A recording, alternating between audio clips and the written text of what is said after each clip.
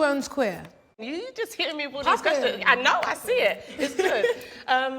I think we need to remember that word was used as a slur against gay men to crush, to defame, to push them into the margins. So when we speak that word, we need to make sure that we're checking with the people within our community whether that term is okay for them. It's great that you say that, because actually in the Black Lesbian Handbook, that's when we first get that introduction to the varying ways that you can express your queerness, femme, stud, stem. And it'd be good to know sort of if you were to film that again, what would you do differently? What would you introduce?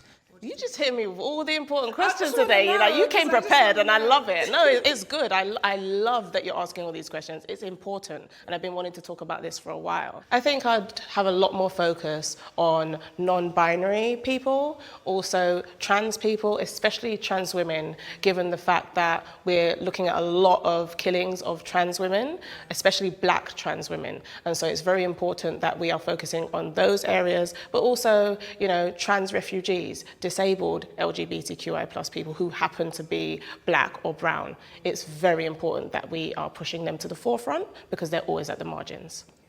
Would you call yourself queer? Yes, I absolutely identify as queer, but that feels comfortable for me.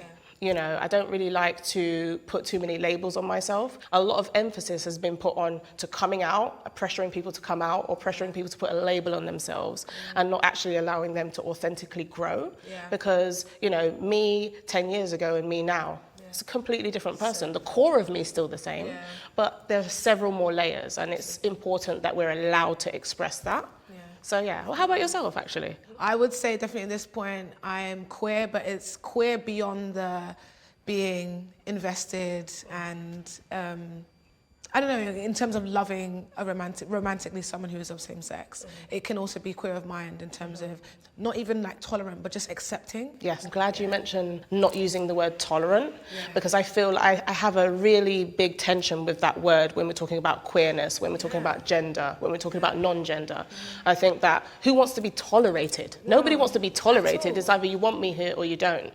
You know, there is no middle ground with certain things. And I think absolutely it's about acceptance. If you don't accept, then we need to have different conversations. So I'm so glad that you mentioned that. We're on the same page. Yeah.